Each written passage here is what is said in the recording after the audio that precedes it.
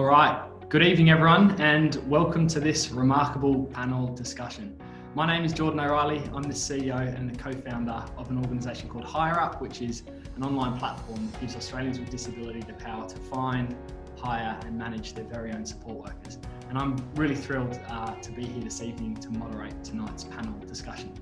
On behalf of the team at Remarkable, I'd like to officially welcome you to tonight's event. Remarkable is, of course, a division of the Cerebral Palsy Alliance with backing from iCare, Telstra and Microsoft that focuses on a mission of harnessing technology to further the physical and social and economic inclusion of people with disability in Australia. They do that mainly through a leading disability tech accelerator program, which equips early stage startups with seed funding, knowledge, skills and tools needed to become commercially viable businesses that will go on to have outsized positive social impact in our community. In the last 5 years alone, Remarkable has supported more than 32 startups who have collectively served over 40,000 customers and created 500 FTE jobs in our sector. Nearly $1 million has been invested in seed funding in these startups, and collectively they've gone on to raise nearly $25 million in investment and grants, either while in the program or since graduating, which is, of course, really impressive stuff. Tonight, that's a little bit about Remarkable and myself tonight. So before we jump into it, I'd like to start by acknowledging the traditional custodians of the land on which we meet. For me, that's the Camaragal people of the Eora Nation here in Sydney.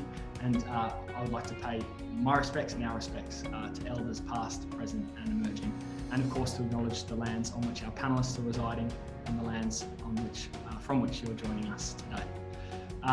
Tonight, we'd love you to join the conversation. And before I introduce our wonderful panellists, I'd like to let you know how to get involved. You can jump onto the socials on Twitter, Facebook and LinkedIn. We're at Remarkable Tech. That's Remarkable and capital T Tech, and hashtag Remarkable Insights. In terms of Q&A, there's a Q&A function on Zoom this evening. So please do, if you've got questions, please put them in there and we'll allow time at the end to pass some of those questions on to our panellists. Our event this evening has live captioning and our Auslan interpreter is Chelsea Turner. Thank you, Chelsea, for being here with us tonight. We'll also be recording this event and it will be made available later on the Remarkable Tech YouTube channel, so be sure to subscribe there. Closed captioning is also available and you can activate those by clicking on the closed caption icon in the toolbar. So without further ado, let's introduce our panel members for this evening. They are three truly extraordinary people and I'm so honoured to be part of this conversation with them tonight. Each has their own fascinating backgrounds in the disability, the government, the technology and innovation sectors. But I'm going to keep the bios a little bit brief this evening and hopefully let them do most of the talking. But for now, please join me in welcoming our panellists. And panellists, I'm going to get you to say hello as I introduce your name, so you pop up on the screen. First of all, we have Melanie Tran. Mel, hello, good evening. Hello. Hello. Mel is a designer, an innovator, an activist and a social entrepreneur. As a board member at Children and Young People Australia. She's a UX design professional and in 2019 was named in the top 100 women of influence by the Australian Financial Review. That's just one of the many international accolades she's won over the last few years. Really excited to have you, Mel. Thank you for being here. Next we have Mari Johnson. Hello, Mari. Hello, everybody. Hello. Mari is the CEO of the Centre for Digital Business. She's an accessibility advocate, a global public speaker, and a commentator on artificial intelligence, technology, digital services, e-health, cyber identity, and innovation. Formerly, Mari was the head of the Technology Authority at the National Disability Insurance Agency, and Mari conceived of and led the global co-design effort with people with disability to deliver Nadia, which hopefully we'll hear a little bit about this evening. That was the first AI-powered digital human for service delivery. So welcome, Mari, thank you for being here. And finally, we have Professor Bruce Bonihady. Bruce is a disability reformer, an economist, and one of the key architects of the National Disability Insurance Scheme. In fact, Bruce is known by many as the father of the NDIS. He was the inaugural chairperson of the NDIA from 2013 to 2016 and is currently the executive chair of the Melbourne Disability Institute at Melbourne University. Good evening, Bruce. Hi, Jordan, and hello, everyone. It's terrific to be here. Fantastic. We're a few minutes in. I've taken 5 minutes already for the intro, so we'll sort of jump straight into it. I find that we seem to spend a lot of time talking about where the NDIS has come from and what's happening sort of on a day-to-day basis, and often for good reason. But tonight I wanted to focus the discussion on the future. Tonight I wanted us to think about the next 10 years. It's 2020. I think we're all looking forward to 2021 already, but as we look forward over the next 10 years to 2030, and I'd really love us to think tonight about this, the remarkable insight that is the theme of tonight's discussion, which is the NDIS, the greatest nation building project on earth. But quickly, where does that idea come from? Well, in 2018, the former Minister for Social Services, the Honourable Dan Tehan MP, gave a speech at a government event entitled The NDIS, the greatest nation building project on earth. And he said that over the next 10 years, we'll be investing $252 billion into the Australian disability sector. He said it's a project that will change the face of Australian society on a level never attempted before in history, a true world first. So to kick us off tonight, I wanted to sort of do a quick fire round in maybe 60 seconds or less to each of the panelists. Do you agree with our remarkable insight tonight? And if not, why not? If yes, why? Mel, I'll throw to you first. Great question, massive question. I definitely agree.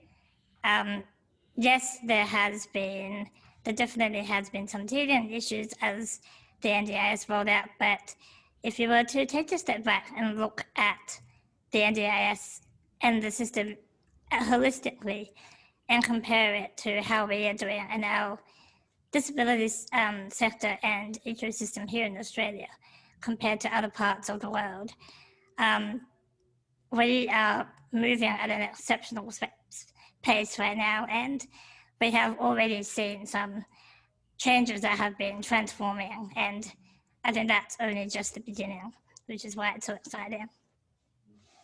Fantastic. And Murray, what about you? Yes, I do agree with this.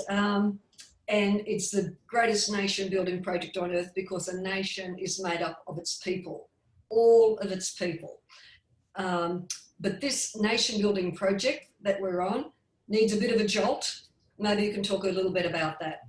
It got this enormous jolt in 2012, 2013 when it started. And looking forward for the next 10 years, it needs another jolt. And that'll have to come from the community, the innovation ecosystem. It's really not something that can come from the agency itself.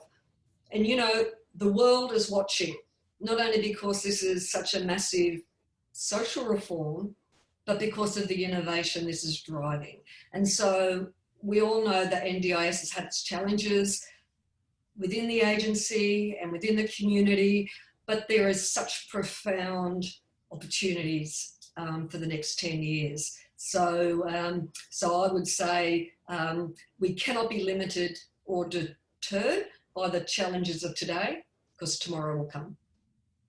I love that, Murray. And I'd love to think that that's maybe one of the things we can get into tonight is how do we as a community come together and give it the jolt that it needs to realise its potential. Bruce, what about you? Known as the father of the NDIS, what do you think? Do you recognise that that description of the NDIS? Look, I do, and I agree with it because we're shifting 0.5% of GDP each year to support some of the most vulnerable people in our community. So over a decade, we're talking about 5% of GDP. So there's never been such a massive reform anywhere in the world. And unlike physical infrastructure, where we've seen major projects, not only internationally, but in Australia with, for example, the Snowy Mountain scheme, here we're trying to build a scheme, build infrastructure to support 500,000 people with all their individual needs.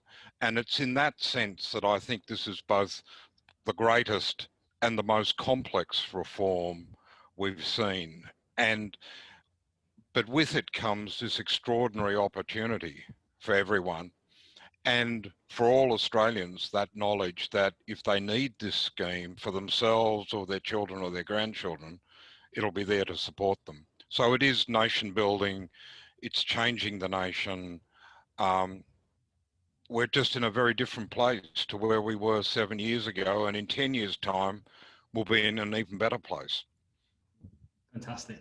And to throw it to the panel, and Mel, I might come back to you. Do you think, given what Bruce has said there about just the enormity of it, and you think about 5% of GDP over the next decade, Mel, do you think we do a good enough job at sharing the story? Do you think we do a good enough job at taking everyone along with us in terms of this incredible reform that we, as all Australians, should be very proud of? I think we have, but we should do better. And there's certainly opportunities to do better, whether it's as individuals, as organizations, as leaders. There's always an opportunity to do better. And I think the beauty of this is, through this, it teaches us the power of storytelling. In a way, we know that when we look at the NDIS and when we talk about the NDIS, it's very easy for us to talk about the numbers, how many people, how many Australians are living on the NDIS right now, and how many people it's impacted, and the money that's been spent in this National Disability Insurance Scheme. But I think what we probably should remember more is that behind every piece of data, behind every number is a story, and behind that story is a human. And when you leverage that, and I think the NDIS is a perfect foundation, that it's already built a perfect foundation for us to start creating these stories. And it's now a matter of us. It's up to us to amplify and elevate these stories and these voices. Mari, do you think we've lost that? Do you think we've sort of maybe taken our eye off the fact that behind the numbers, as Mel said, there's a human being, and there's a as Bruce said, one of us. It might be ourselves, it might be our family, it might be our friends. Is that one of the ways that over the next 10 years, is that one of the first remarkable insights as a sector we have to come together to co-design and tell the story a bit better? Yes, I think so.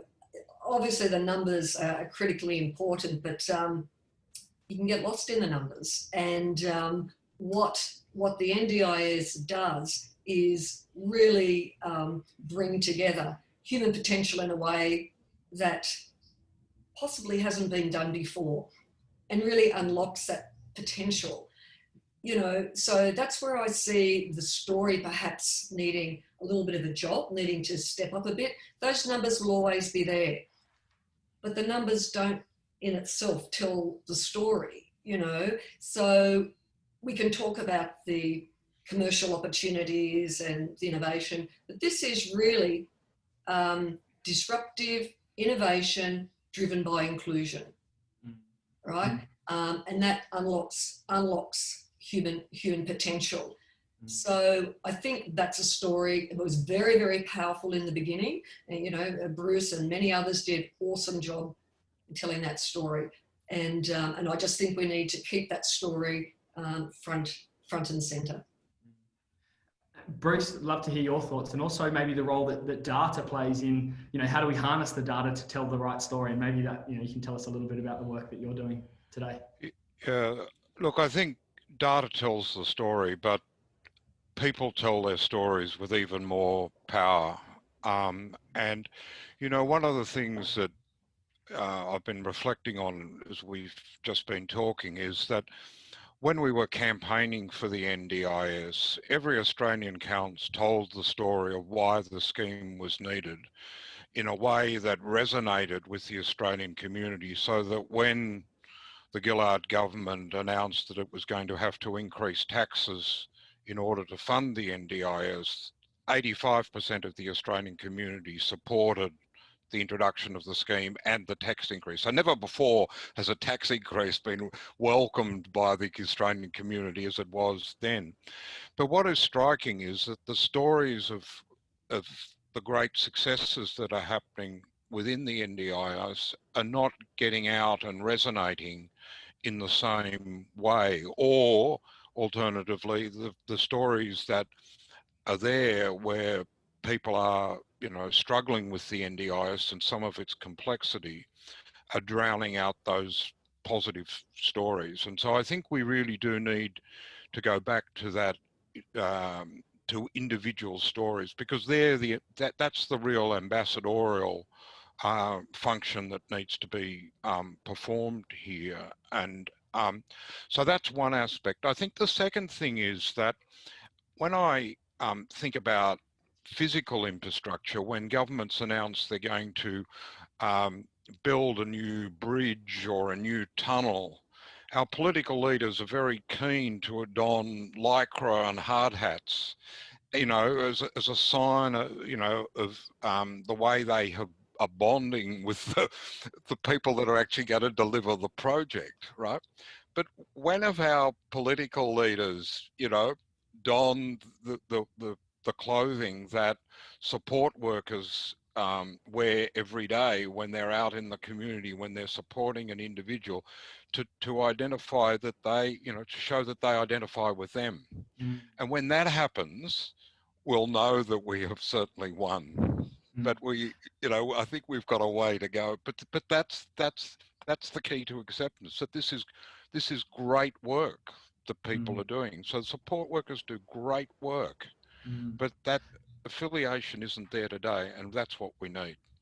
So Bruce, is that one of the remarkable insights for us tonight when we think as a sector of you know, how we come together over the next couple of years? Is that one of the angles we should be thinking about, getting our politicians to spend more time with people with disabilities? We know the representation of people with disabilities at the highest levels in government and sort of the corporate world isn't good enough. Is that one of the ways that we can encourage our politicians to be spending more time with support workers and the people they support? Absolutely. You know, when they are the cover pictures on our papers, we'll know that we have really moved public opinion, because it will show that this work is recognised and valued in a way that is not there today, and that the people who are being supported through that work are also valued. As you know, that's part of citizenship. You know, I think, you know, we've seen in many situations, you know, where people, you know, if we think about the whole history of disability and the way people with disabilities were hidden away in large institutions, you know, they're now out and about in the community. But, you know, when they're not only out and about in the community, but are very regularly on the front pages of our papers, when they're very regularly featured in films and movies and theatre and so on, you know, that's when we've got true inclusion, true acceptance, true recognition of diversity. And that's one of the great, someone once said to me, one of the great hidden things about the NDIS is that, yes, it's about more money and it's about choice and control, but fundamentally it changes power dynamics and it changes the way that organisations and communities relate to people with disabilities and their families. Treating people more as customers, you know, in the mainstream is a fantastic thing. Mel, I want to go on to talk about what are some of the big opportunities, but to Bruce's point there, from a political perspective, the NDIS is supposed to be one of the big job, if not the big job drivers over the next 10 years. I think the minister talks about driving 90,000 full-time equivalent jobs. And so, Mel, I'd just love to hear your thoughts on, you know, as a segue into our discussion about the opportunities of the NDIS. Should we be making more about the job creation that will come along with the NDIS? I think there's a massive opportunity there, whether it's for job opportunities or for education or all facets of everyday life that we all need as humans. I think one of the examples of this, and it's again touching on your point, Bruce and Geordie, about what you mentioned earlier around the importance of having the voices of people with disability and lived experience at the forefront of all these changes. And that's when we know opportunities are created and talent is discovered, which it's insane to think about it, because as an example, one of the summits that was recently hosted by the Children and Young People with Disability Australia, we hosted a 5-day virtual summit, one of Australia's first completely youth-led, youth-designed and developed and disability-focused summit. And that is just a testament of, first of all, the role of technology and how that plays, and how that is how technology has the power to bring over the voices of over 200 people, young people with disability all over the country, to together at a summit to discuss the challenges of navigating the disability sector and also the opportunities and how these challenges have been turned into opportunities and as a driving force for innovation. And it's also just, I think, a testament of what it's like, the impact of having the voices of young people and a platform for these voices to be elevated and amplified. Mel, I agree entirely. We're living in a time where the technology makes the constituent representation and storytelling more available than ever. And I think that's a huge piece. Murray, I wanted to hear from you and Mel about the opportunities of technology and especially assistive technology. Give us a bit of a picture of what that looks like in Australia and the potential over the next 10 years for Australia in assistive technology. Should Mel continue, or do you want me to speak? I'd love both of you to reflect on that question as sort of technologists and designers. I'd love for both of you to think about sort of what that opportunity is. Murray, maybe if you set the scene for us in terms of the role of assistive tech over the next couple of years. So a number of years back, the NDIS did an assessment of the size of the AT market to be about $1 billion a year. Some of the work that I've been doing, and when you look at the Productivity Commission work in human servicing more broadly, it's not hard to make that number 4 billion. And if you think about over 10 years, that's 40 billion. So to Bruce's reflection earlier about physical infrastructure, there's a lot of excitement about the submarine projects, right? Which is like a $50 billion project. But we don't build submarines all the time. I mean, that project will come to an end. But this is potentially $40 billion just in Australia over 10 years, and that will keep going on. So I just sort of call out to everybody, how can you get excited about $40 billion over 10 years ongoing? And so, this is really applying, obviously what we all call exponential thinking, 10x thinking to this. So as part of this assistive technology opportunity, in particular, I'll talk about it a bit later, is the absolute revolution in gaming platforms and how gaming platforms are being used in therapy and in education. So I just call out to everybody, 40 billion over 10 years. Put your superannuation on it because you might need it. But that is a massive number, and it's real.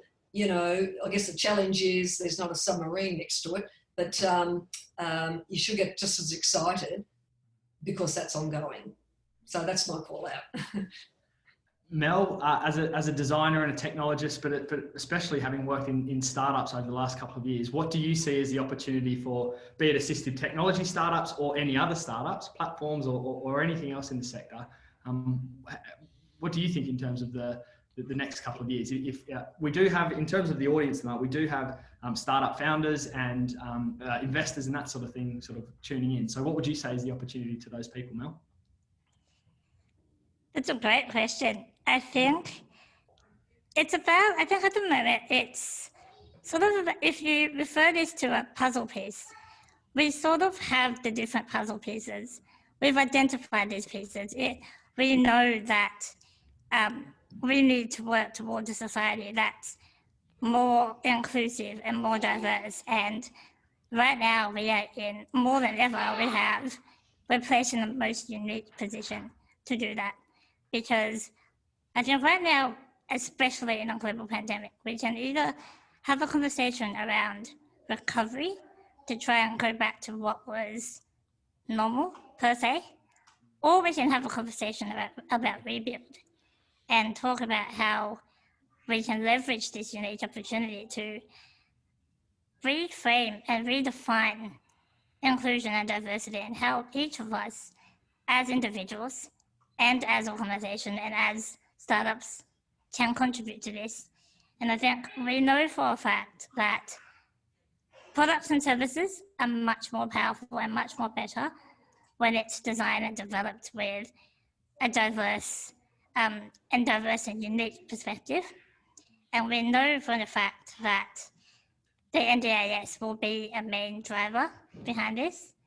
And we also know that people with a disability have the desire and the ability to create this social change by leveraging our own unique perspectives. And we also know that there are organizations right now, like we are now, Remarkable, and all the initiatives that we have right now, we know that these are opportunities to create a platform for this to happen. But I think now it's also time for us to look at how we can put these puzzle pieces together, because none of these elements will be enough unless it's working together. And now that we've identified these puzzle pieces, I think the roadmap to inclusion from here onwards and our conversation about rebuilding is about how we can start piecing these puzzle pieces together and see it more from a holistic perspective, because each of these elements will be much, much more powerful when it's combined. Yeah, I love that, Mel, and I love thinking about rather than just recovery, thinking about rebuilding through, looking at COVID is obviously a devastating, dreadful thing that's happened this year, but to think about these two things coming together, the opportunity of the NDIS with an opportunity to build back better. I think that might be Biden's campaign, but the opportunity to rebuild in more inclusive ways, I think is fantastic. I might just to pause the conversation quickly, just to say to our viewers, please submit your questions. We'll be going to questions in the next couple of minutes. So please think about any questions you'd like me to ask the panelists. Bruce, I'd love to just, you and I were speaking recently about universal design, and I'd love for you to just sort of reflect on the opportunity beyond the disability sector, with all the opportunity for great design and great technology and investment and those sorts of things. But I'd love for you to just reflect on the power of universal design and the way that maybe we can take the rest of the country along with us by thinking more of this as universal design, not just for our sector. Yeah. So I think, one of the, I think, really important things that we're now seeing, particularly with mainstream technology, is that it is really being built to universal design principles.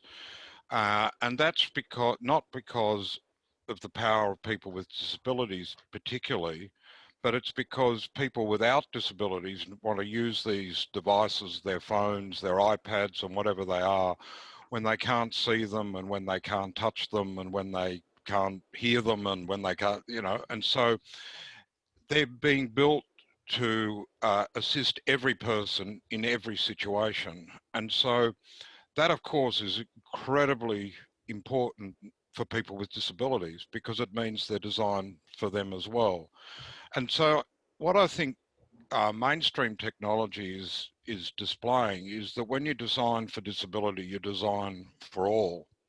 But in the process, what you do is you create a platform on which all sorts of things, apps and other things, can be built, which are then specific for people with disability, but they're affordable because they've got all the economies of scale of the iPhone and the iPad and all the other devices that are sort of commonly available. And so, I think about a friend of one of my sons who used to have because he can't speak, he had a voice synthesizer that used to cost $5,000. He's now got an iPad that can do the same thing, but in which he can also read books, watch movies, and message friends and family. And it's a cool device rather than a very odd-looking device that sits on his wheelchair. And so I think universal design provides an extraordinary platform on which we can build all sorts of solutions to support people with disabilities. But we can only do that successfully if we incorporate people with disabilities into that design. So, I think what Mel has said is just so right. I think the other thing that's really significant here is that with the NDIS, this is the only disability scheme in the world which is totally driven by control and choice. So when people come up with a great idea, consumers can purchase it. It's not a case, you know, in the old world, services were block funded by governments. And so it was governments that decided which services were supported. Here you can be creative in the way that Mari has indicated, and you can get rewarded in the marketplace. I mean, that at the end of the day, that's what's driven the success of Hire Up. You know, that you had a product and people came and they bought it. They didn't have, it wasn't intermediated through government.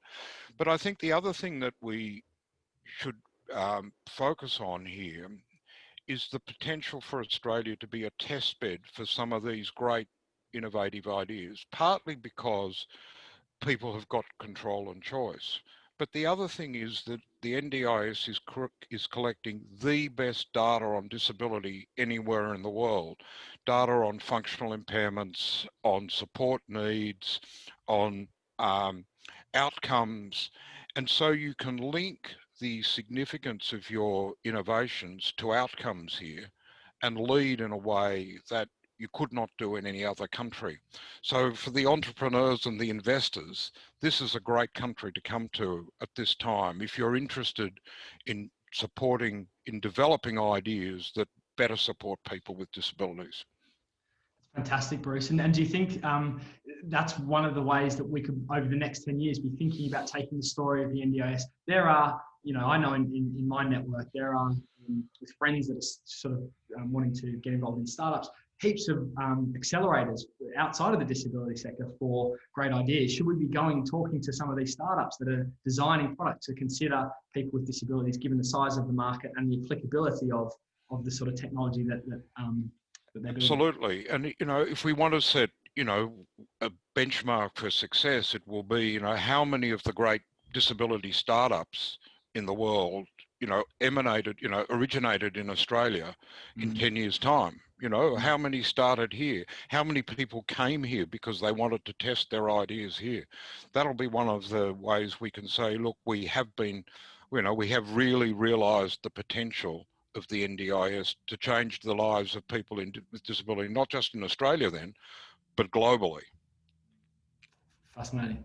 And Mario, I'd love to go to you to maybe talk to us a little bit about the sort of the exponential time that we're living in when it comes to technology, and what you see sort of over the next 10 years are some of the, maybe if we call them the sort of large trends in terms of technology that's going to play out through the disability sector and beyond.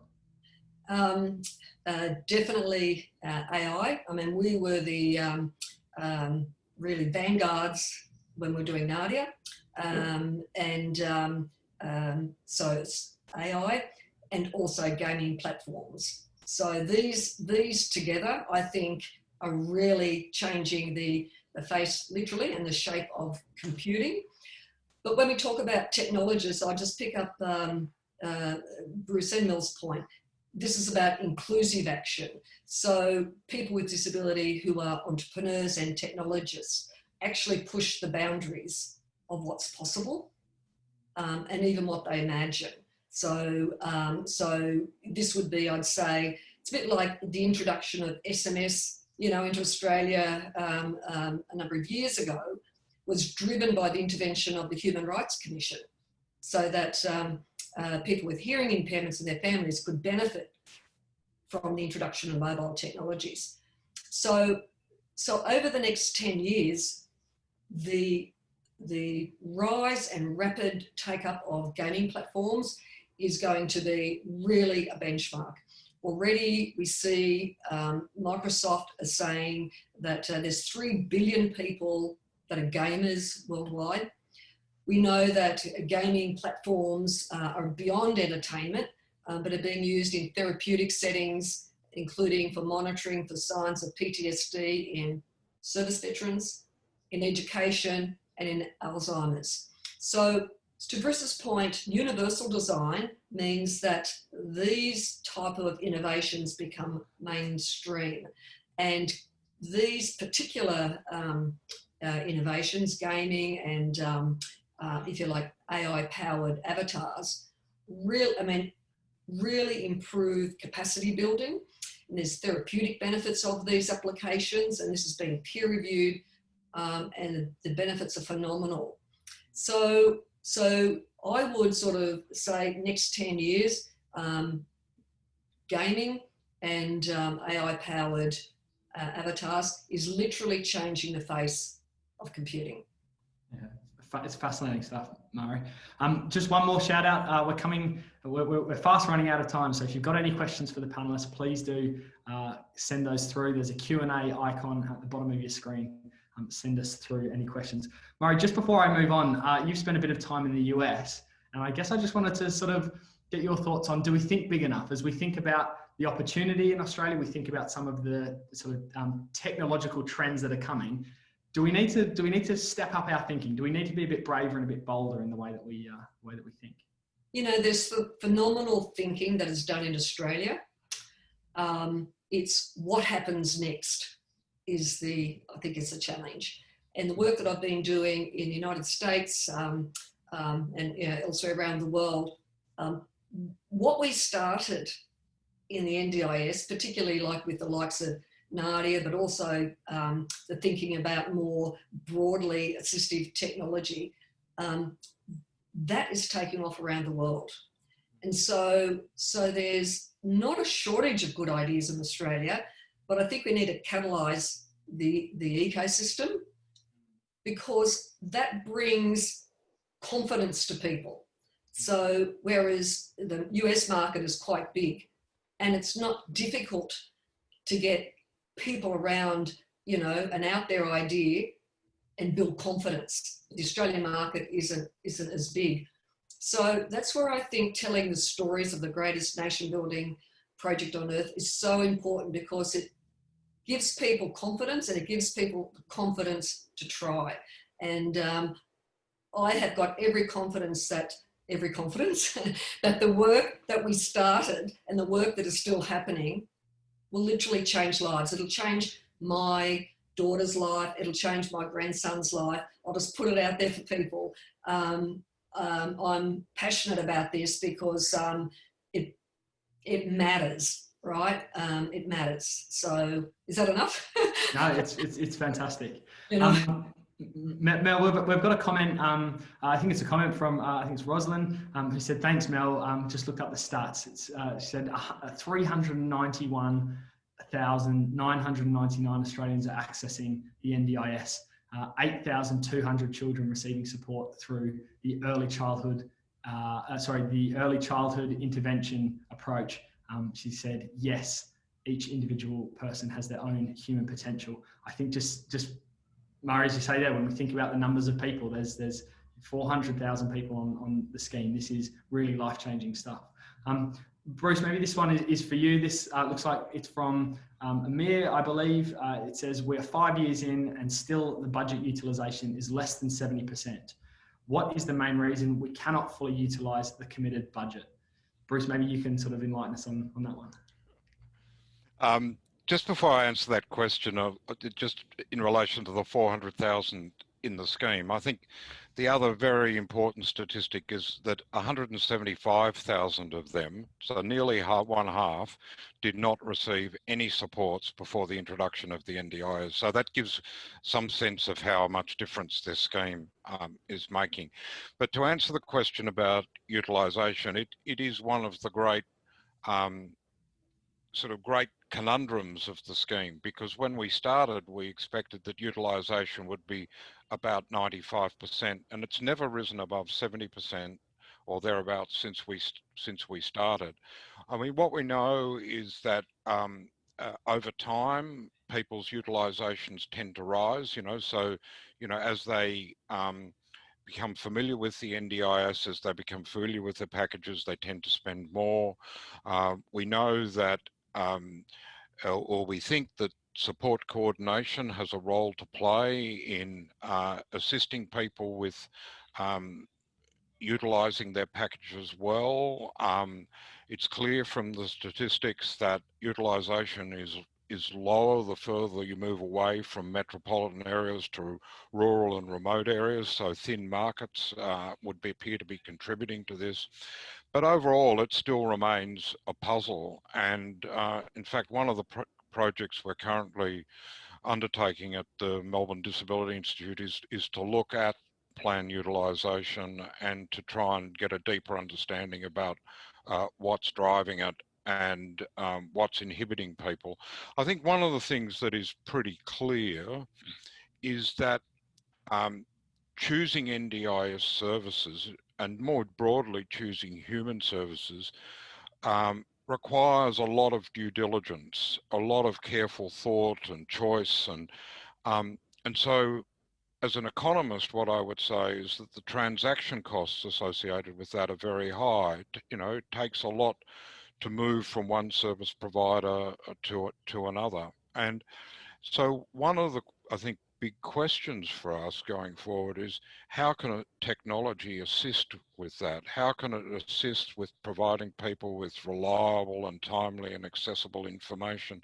How can it make those switches easier? You know, for example, in banking, you know, there's now plans to enable people to take their bank account numbers from one bank to another, precisely because not being able to do that inhibits people, or largely prevents people from switching banks, even if the service and the pricing might be better at another bank. And so I think we need to think more about what the enablers are that will facilitate people being able to spend their packages in ways that deliver good results for them, and in ways.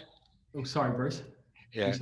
Yeah, and in ways that minimize the transaction costs, because the transaction costs involve time and effort, and you know, we want to try and make that process as easy as possible. But I think the final point I just want to make is that the real marker of success is not utilization. The real marker of success is whether the NDIS is changing people's lives for the better. We've actually done looked at utilisation rates or utilisation in schemes, in other consumer-driven schemes around the world, and nowhere in the world does anyone set the utilisation rate as the goal. The goal has got to be better lives, and we need to hold on to that and remember that as we think about this issue.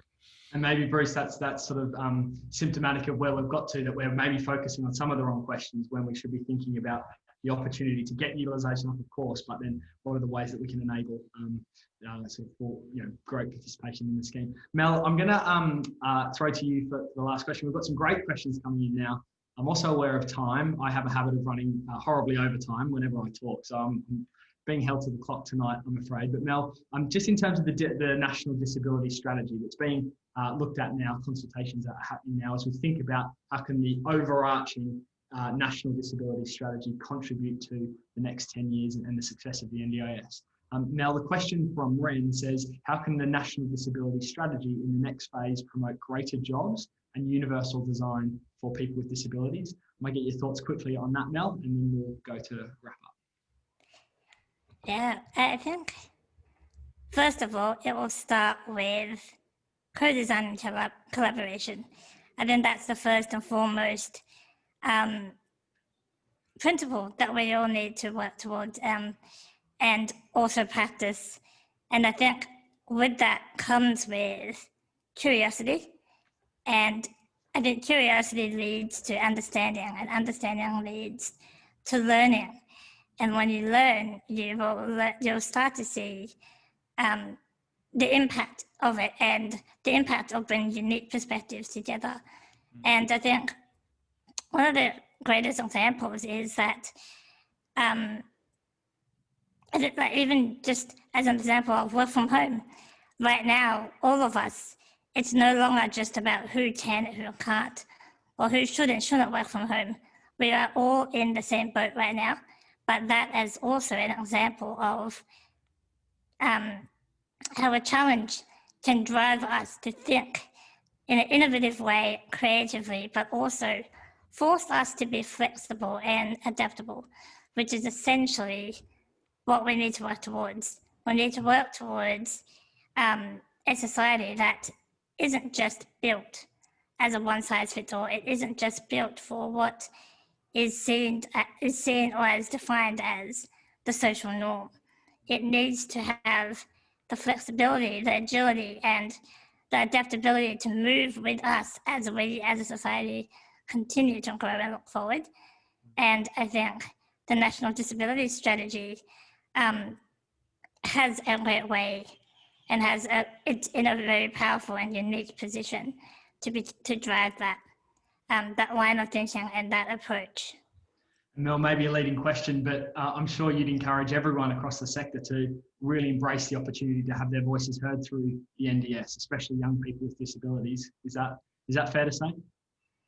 Absolutely. I cannot stress enough the impact and the outcomes that you will achieve from having, and I think it's very easy to fall into the perception of the consultation, as in we will develop a service or a product and then we will consult the end users. And then that's almost like a seen as a compliance task that we do as a final step before we hit launch. And we really need to reframe that, and you will see the magical moment that occurs when you start bringing these voices from the very start.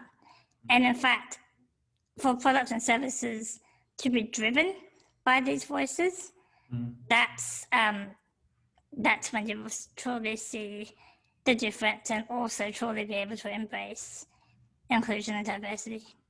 Fantastic. Everyone, thank you so much for the contribution this evening. We're a little bit over time now. I apologise to the remarkable team. There's some fantastic questions coming in, which is brilliant to see. I'd love to think that maybe we can continue the discussion afterwards on socials. That's on Facebook, Twitter, and LinkedIn. The hashtag is Remarkable Insights, I believe, and it's Remarkable Tech. Would love to take some of the questions that haven't been answered tonight and throw them on socials, and I'm sure Mari, Mel, Bruce and I can keep an eye on those and maybe interact offline. The last question that was asked earlier that I thought I might just address, an interesting question from Jonathan. Why is Remarkable funded primarily by eye care corporates and government? If disability innovation is truly to be appreciated by the public, don't we actually need everyday people to appreciate the value of inclusion and allow members of the general public to co-invest to enable them to appreciate the value of inclusion? I think that's a brilliant question, and I won't speak, well, I will speak on behalf of the Remarkable team to say I think some of the wonderful supporters of the program that have got things up and running would be delighted to see the progress that's made. I think that's what Remarkable is all about, allowing people the opportunities to, if you've got a great idea, to bring that to the public and get support for that, and allow all sorts of people to invest in great ideas. So I think maybe Remarkable is just the start of something really special in terms of the innovation ecosystem over the next couple of years. But again, Jonathan, great question, and maybe one better directed to Pete, who actually is the official spokesperson for Remarkable.